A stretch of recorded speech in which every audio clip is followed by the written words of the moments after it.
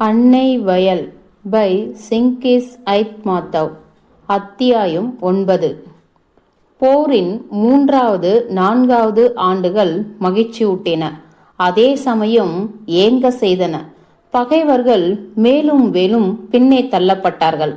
அதனால் உள்ளம் களித்துள்ளியது. ஆனால் நாளுக்கு நாள் வாழ்க்கை முன்னிலும் கடினமாகிக் கொண்டு போயிற்று. இலையுதிர் காலத்தில் நிலைமை இன்னும் மட்டுமீறி போய்விடவில்லை. தானிய கதிர்களை அரித்தாள்களுக்கு இடையில் இருந்து பொறுக்கி திரட்டினோம்.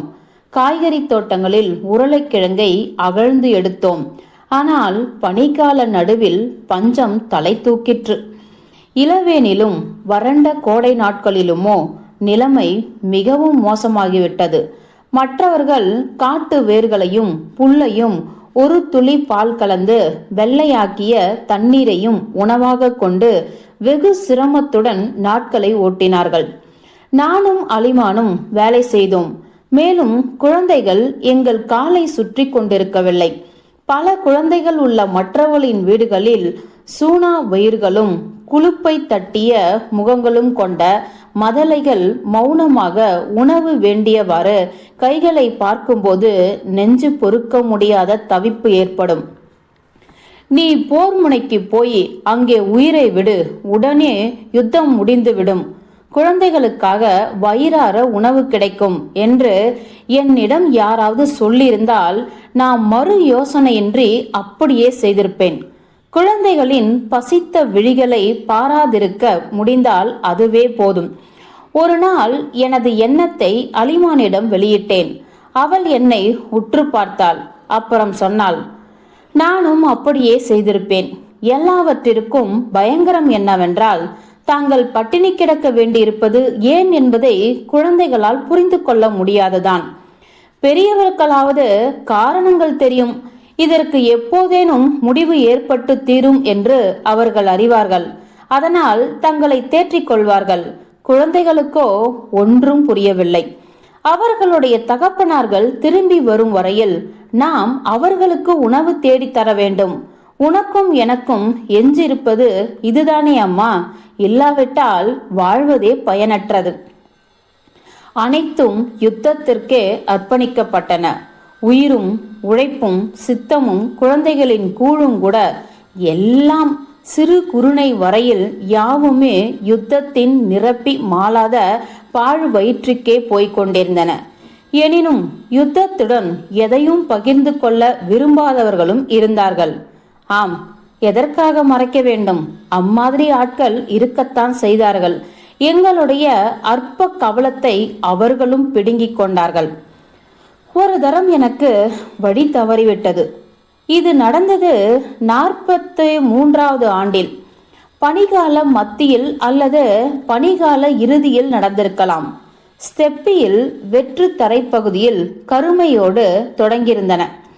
ஆனால் இரவு நேரங்களில் ஜன்னல்கள் குளிரில் பனி உறைந்து காணப்பட்டன.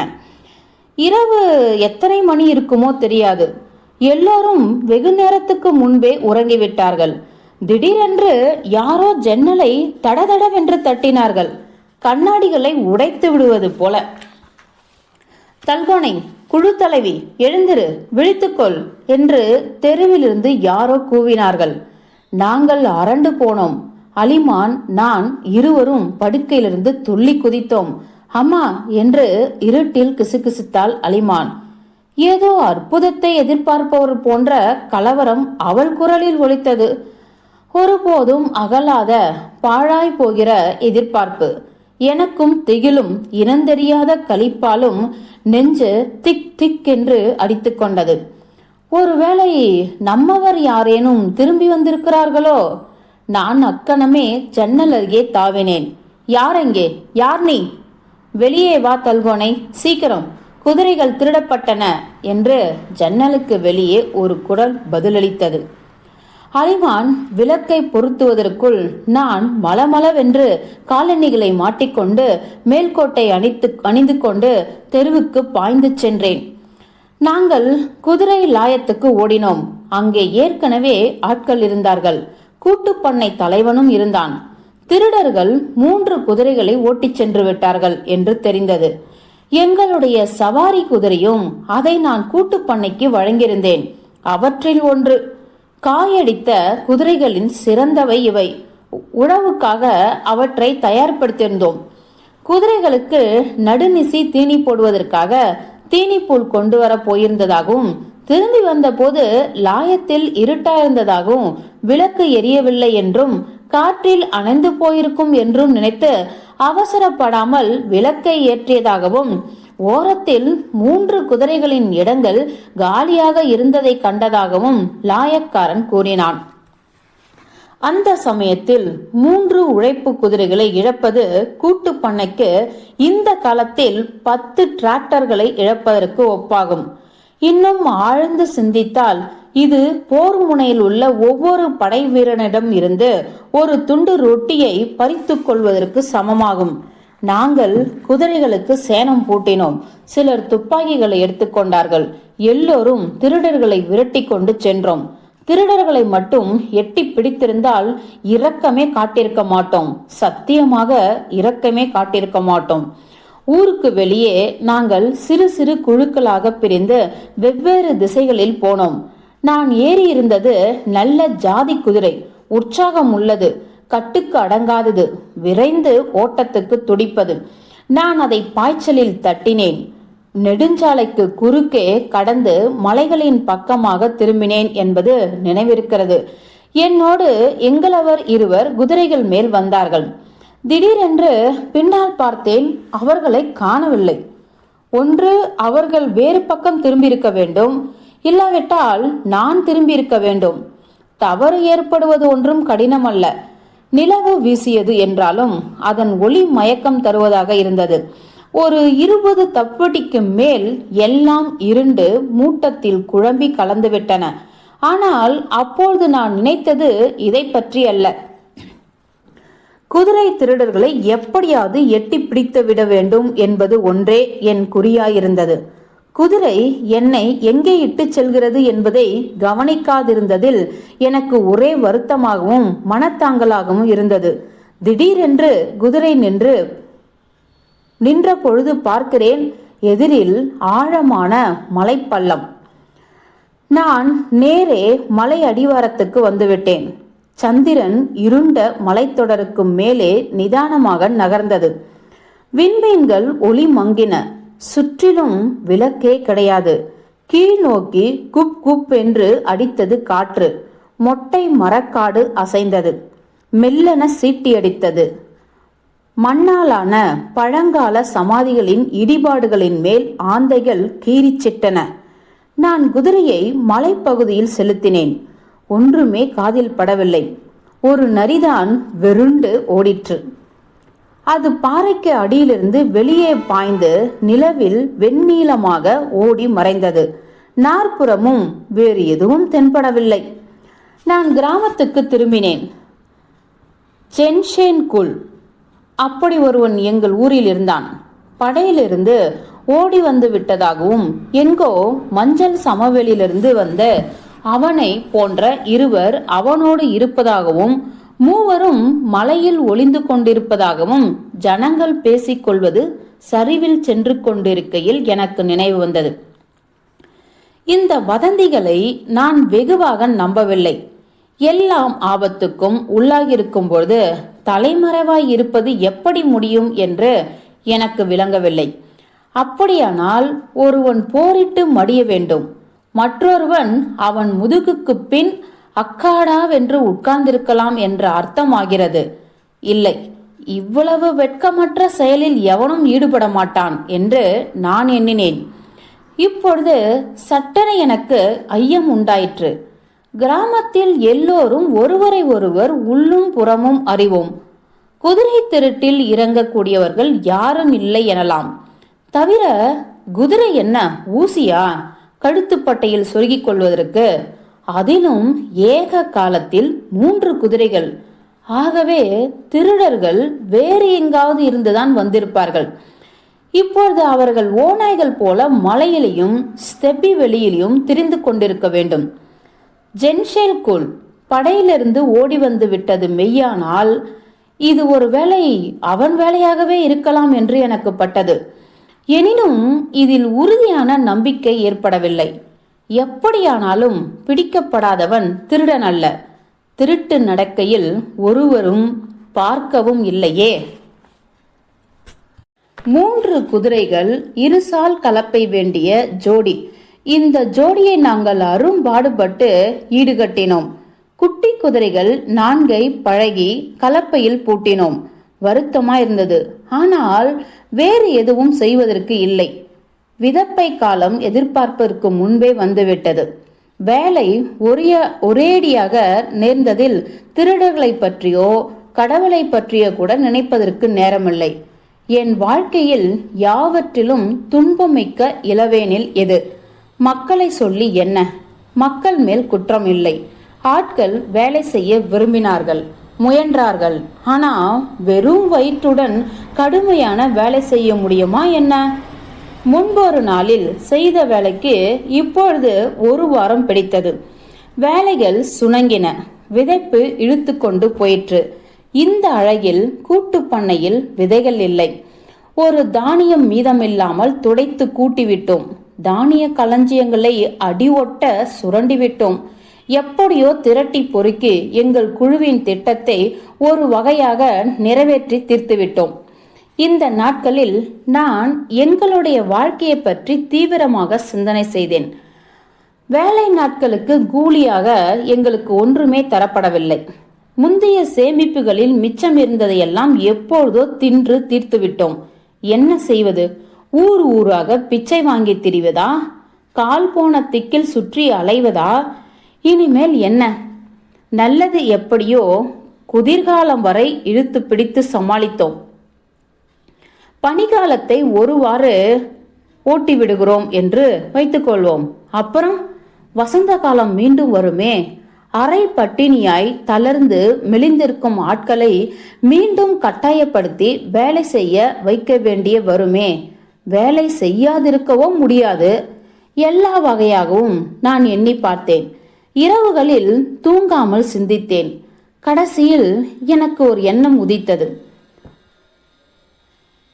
தரிசு நிலத்தை உழுது பயிரிட்டு அதில் விளைவதை குடும்பங்களுக்கு பங்கிட்டுக் கொள்வது என்று. இந்த மாதிரி சிறு தரிசு நிலம் எங்களிடம் இருந்தது. கூட்டுப்பண்ணை தலைவரிடம் கலந்தோசித்தேன். வட்டார தலைமையகம் சென்றேன். திட்டத்தை நாங்கள் நிறைவேற்றிவிட்டோம். இது திட்டத்துக்கு உபரியானது. சொந்த சக்தியை கொண்டு வேலை நாள் கூலி கொடுப்பதற்கென்று மக்களுக்கு ஆதரவு அளிப்பதென்று விசேஷமாக பயன்படுத்துகிறோம் என்று விளக்கினேன். கூட்டு பண்ணை பற்றிய ஸ்டாலினின் விதிகளை கூறுகிறாய் என்று மேசைக்கு பின்னாலிருந்து ஒருவன் கூறினான். என்னால் பொறுக்க முடியவில்லை. நாசமாய் போகட்டும் இந்த விதிகள். நாங்கள் பட்டினி கிடந்தால் உங்களுக்கு யார் உணவு ஊட்டுவார்கள் என்றேன். மக்கார் கன்றுகளை மேய்க்காமல் இருப்பது எங்கே தெரியுமா உனக்கு என்று குத்தலாக கேட்டான் அவன். தெரியும். அதனால் நிலைமை எளிதாகி விடுமானால் என்னை அனுப்புங்கள். ஒன்றை மட்டும் முதலில் சிந்தனை செய்யுங்கள். போர் முனையில் உள்ள படை வீரர்களுக்காக தானியம் பயிரிடப் போவது யார்? நாங்கள் கூச்சலிட்டோம். வட்டார கமிட்டியில் முட்டி கொண்டோம். கடைசியில் எங்களுக்கு அனுமதி தரப்பட்டது. சொந்த பொறுப்பின் பேரில் என்று சொல்லப்பட்டது. எங்கள் தலைவி பொறுப்பு பற்றியதல்ல, விதைகளை பற்றியது. கூட்டு பண்ணையிலேயோ இருந்தது எல்லாம் விதைக்கப்பட்டு விட்டது. சல்லடை போட்டு சலித்தாலும் ஒரு தானிய மணி கிடைக்காது. நான் மண்டையை உடைத்து கொண்டேன்.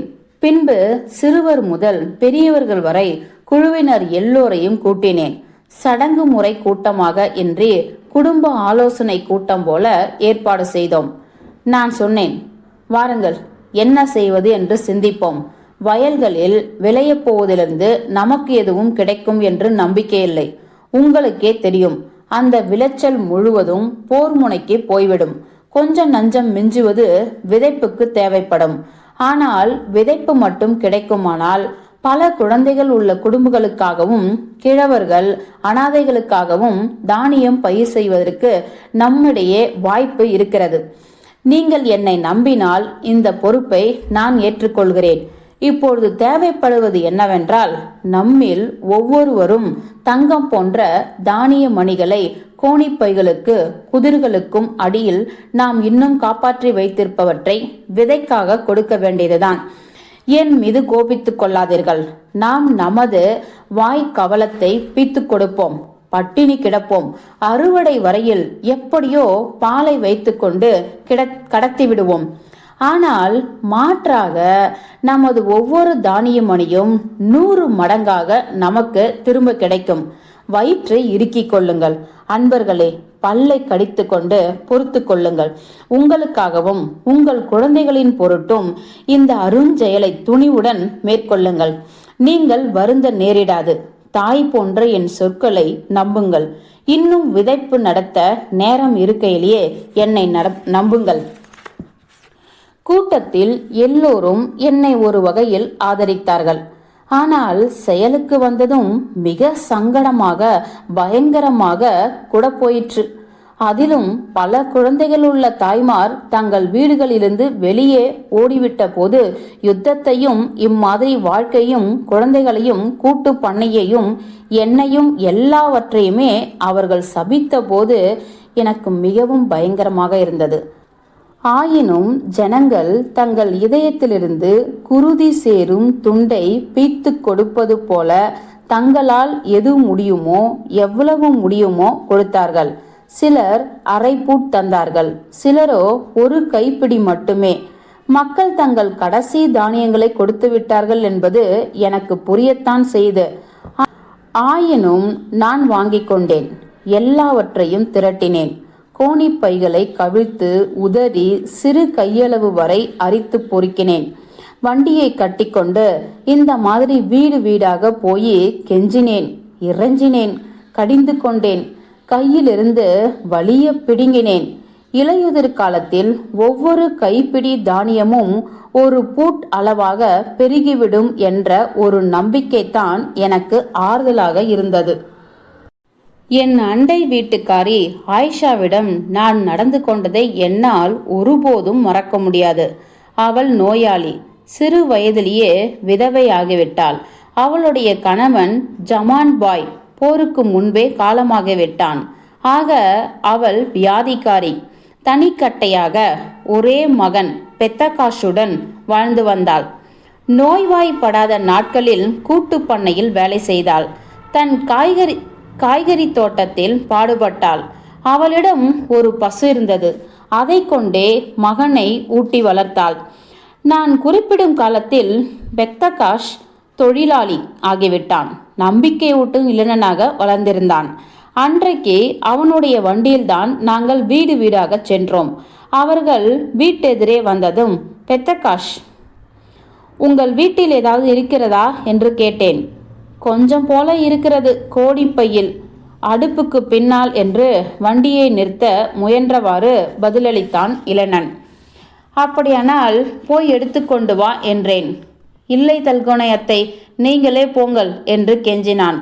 அந்த நாட்களில் ஆயிஷாவுக்கு உடம்பு சரியில்லை. கம்பளி துணியால் இடுப்பை போர்த்தி கொண்டு ஆட்டுத்தோல் மெத்தை கட்டிலில் உட்கார்ந்திருந்தாள். எல்லோரும் கொடுப்பதை உன்னிடம் பெற்றுப்போக வந்திருக்கிறேன் ஆயிஷா என்று சொன்னேன். எங்களிடம் உள்ளது எல்லாம் அதோ இருக்கிறது என்று அடுப்புக்கு பின்னே இருந்த கோணிப்பையை காட்டினாள். இருப்பதை கொடு, என்னை குஷிப்படுத்துவதற்காக இல்லை, விதைகளுக்காக கொடுக்கிறாய். வயல் தயாராக இருக்கிறது, விதைப்பு நடக்க வேண்டும், தாமதப்படுத்தாதே ஆயிஷா என்று அவசரப்படுத்தினேன். அவள் உதட்டை கடித்துக்கொண்டு ஒன்றும் பேசாமல் தலையை குனிந்து கொண்டாள். நாசமாய் போகிற வறுமை ஜனங்களை எந்த நிலைக்கு இழுத்து சென்று விடுகிறது. ஆயிஷா, எண்ணிப்பார், 10-15 நாட்களுக்கு உனக்கு எளிதாக இருக்கும். ஆனால் வரப்போகும் பனிக்காலத்தையும் சிந்தித்துப்பார், வசந்த காலத்தை நினைத்துப்பார். உன் மகனுக்காக கேட்கிறேன் ஆயிஷா. என் தெருவில் வண்டியுடன் காத்திருக்கிறேன். அவள் விழிகளை நிமிர்த்தி வேண்டுகோளுடன் என்னை நோக்கினாள். என்னிடம் இருந்தால் கொடுப்பதற்கு தயங்குவேனா? நீ என் அண்டை வீட்டுக்காரி, தல்கோனை, உனக்கே தெரியும். அவளுடைய கெஞ்சலுக்கு முன் என்னால் உறுதியாய் இருக்க முடியாது என்று உணர்ந்தேன். ஆனால் அக்கணமே இரக்கத்தை ஒரு புறம் ஒதுக்கிவிட்டேன். இப்பொழுது நான் உன் அண்டை வீட்டுக்காரி அல்ல, குழு தலைவி. மக்கள் பெயரால் உன்னிடமிருந்து இந்த தானியத்தை எடுத்துக்கொள்கிறேன் என்று வெட்டொன்று துண்டு ரெண்டாக சொல்லிவிட்டு எழுந்து கோணிப்பையை கையில் எடுத்தேன். ஆயிஷா முகத்தை திருப்பிக் கொண்டாள். கோணிப்பையில் 7 கிலோகிராம் போல தானியம் இருந்தது.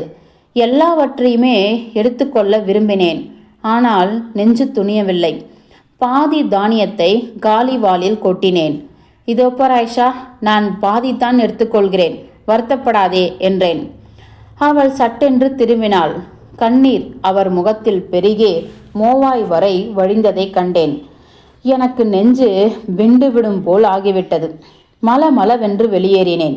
ஐயோ, கோணிப்பையை இருந்த இடத்திலேயே நான் ஏன் வைக்கவில்லை? ஆனால் நான் சேகரித்த தானியத்துக்கு எக்கதி நேரப்போகிறதென்று அப்பொழுது நான் கண்டேனா? தானியம் 2 பெரிய மூட்டைகள் சேர்ந்திருந்தது. நாங்கள் அதை சலித்து புடைத்து தூற்றி பதறில்லாமல் சுத்தப்படுத்தி தானியங்களாக பொறுக்கி எடுத்து வைத்தோம். நானே தானியத்தை வயலுக்கு கொண்டு போனேன். அன்றைக்கு விதைப்பு நடத்துவதாக என் திட்டம். ஆனால் வயல் கோடியில் உழவு நடத்துவது பாக்கியிருந்தது. எனக்கோ விரைவாக விதைப்பை நடத்திவிட வேண்டும் என்று துடித்தது.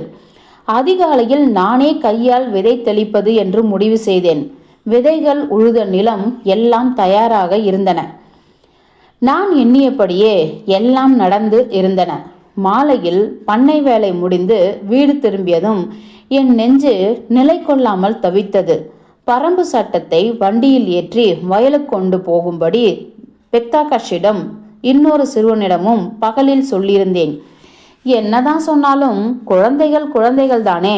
நான் கொடுத்த வேலையை அவர்கள் செய்து முடித்தார்களா இல்லையா என்று எனக்கு நிச்சயப்படவில்லை. பையன்களிடம் ஒரு நொடியில் போய்விட்டு வருகிறேன், என்ன செய்கிறார்கள் என்று பார்க்கிறேன் என அலிமானிடம் கூறினேன். குதிரையில் ஏறி புறப்பட்டேன். ஊருக்கு வெளியே மெதுநடையாக ஓட்டிக்கொண்டு போனேன். மங்குல் அடர்ந்தது. அதற்குள் இருட்டத் தொடங்கிவிட்டது. வயலுக்கு போய் பார்க்கிறேன். எருதுகள் நிலத்தில் நுகம் மாட்டப்பட்டு நிற்கின்றன. அருகே எவரும் இல்லை. உழவுக்கார பையன்கள் மேல் எனக்கு எரிச்சல் மண்டிக்கொண்டு வந்தது. மாடுகள் இன்னும் அவிழ்த்து விடப்படாமல் நுகத்தடியில் திணறிக் கொண்டிருக்கின்றன. இரு பயலே, என்னிடம் அகப்பட்டு கொண்டதும் என்ன பாடுபடுத்துகிறேன் பார் உன்னை என்று எண்ணிக்கொண்டேன். தேடுவதற்காக கிளம்பினேன். பரம்பு சட்டம் ஏற்றிய வண்டி ஒரு பக்கமாக குடை சாய்ந்து கிடக்கிறது. இங்கேயும் ஒருவரும் இல்லை. டேய் பையன்களா, எங்கே இருக்கிறீர்கள்? பதில் கொடுங்கள் என்று கூவி அழைத்தேன். யாரும் பதில் குரல் கொடுக்கவில்லை. அக்கம் பக்கம் ஒரு புதரை கூட காணோம். இவங்களுக்கு என்ன வந்து விட்டது? எங்கே போய் தொலைந்து விட்டார்கள்? பாய்ச்சலாக கூடாரத்துக்கு போய் குதிரை மீதிருந்து குதித்து இறங்கினேன். நெருப்பு குச்சியை கிழித்தேன். பையன்கள் கை கால்கள் கட்டப்பட்டு இரத்த விளராக அடிக்கப்பட்டு கிழிந்த உடைகளுடன் கூடாரத்தில் கிடந்தார்கள். அவர்கள் வாய்களில் துணி அடைக்கப்பட்டிருந்தது. நான் பெக்தாக்ஷிடம் வாயிலிருந்து துணிப்பந்தை உருவினேன். விதைகள் எங்கே எங்கே விதைகள் என்று ஆவேச குரலில் கேட்டேன்.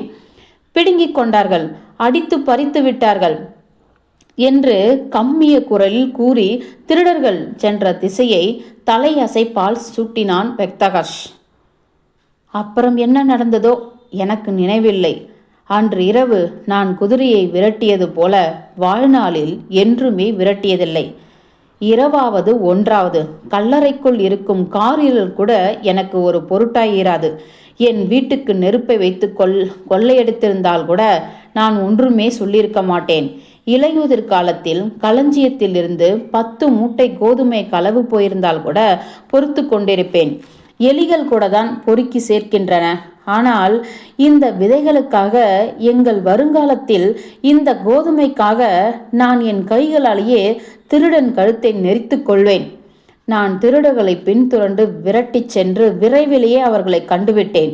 குதிரை குழம்புகளுக்கு அடியிலிருந்து நெருப்பு பொறிகள் பறந்தன.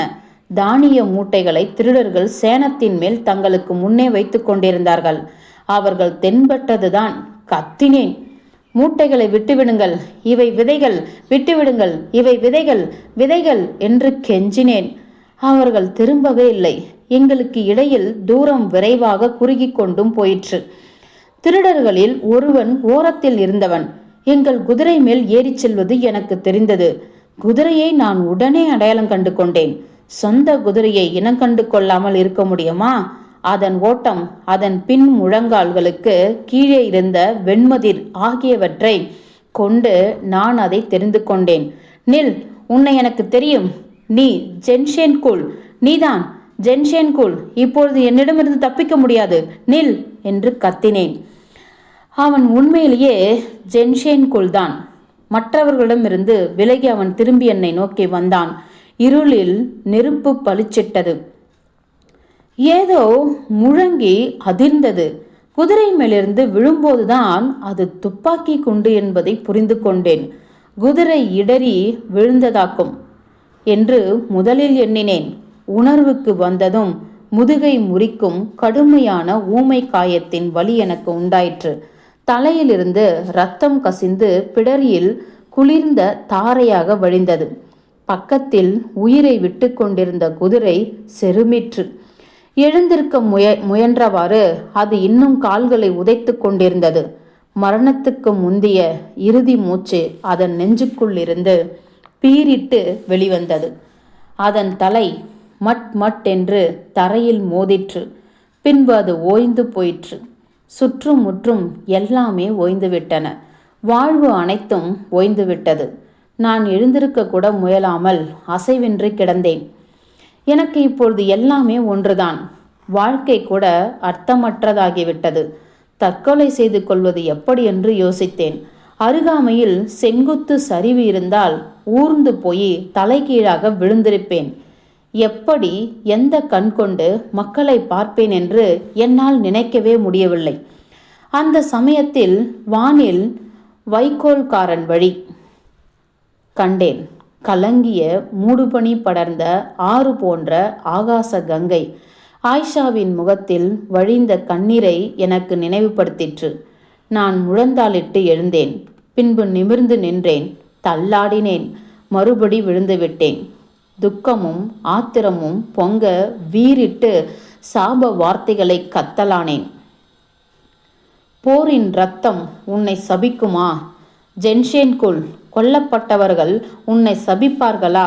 ஜென்ஷேன்குல், குழந்தைகளை உன்னை சபிப்பார்களா? ஜென்ஷேன்குல். என் வலிமையெல்லாம் அற்று போகும் வரை அழுது கத்திக்கொண்டிருந்தேன். நான் நெடுநேரம் கிடந்தேன்.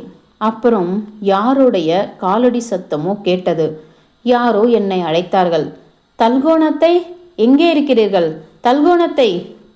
குரலிலிருந்து பெக்தகாஷை அடையாளம் தெரிந்து கொண்டு பதில் குரல் கொடுத்தேன். பெக்தகாஷ் மூச்சு இறைக்க ஓடி வந்து முழந்தால் மடித்து அமர்ந்து என் தலையை தாங்கி நிமிர்த்தினான். தல்கோணத்தை, உங்களுக்கு என்ன, காயம்பட்டிருக்கிறதா? இல்லை, கீழே விழுந்ததில் அடிபட்டிருக்கிறது. இதோ குதிரை குண்டடிப்பட்டு இறந்து கிடக்கிறது என்றேன். அது அவ்வளவு மோசமில்லை. நாங்கள் இதோ உங்களுக்கு ஒத்தாசை செய்கிறோம் என்று சந்தோஷத்துடன் கூவினான். பெக்தகாஷ், குதிரை இறைச்சி வீண் போகாது. வீட்டுக்கு கொஞ்சமாக பங்கிட்டு கொடுத்து விடுவோம் என்று கூடவே உரைத்தேன். பையன்கள் என்னை வண்டியில் ஏற்றி வீடு சேர்த்தார்கள். 3 நாட்கள் போல படுக்கையில் கிடந்தேன். முதுகு வலி போகவே இல்லை.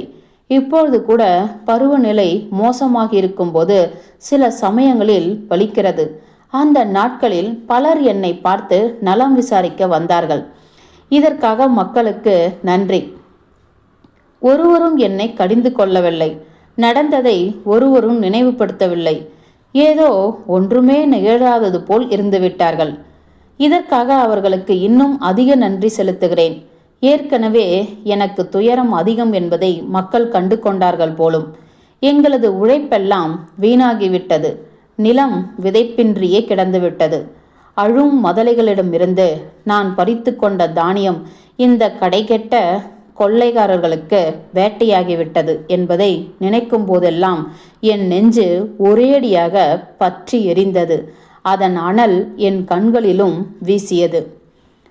அத்தியாயம் 9 முடிந்தது. அத்தியாயம் 10. ஆமாம் தல்கோனை, நீ மட்டுமே அல்ல, நிலமாகிய நானும் இந்த வலியை உணர்ந்தேன்.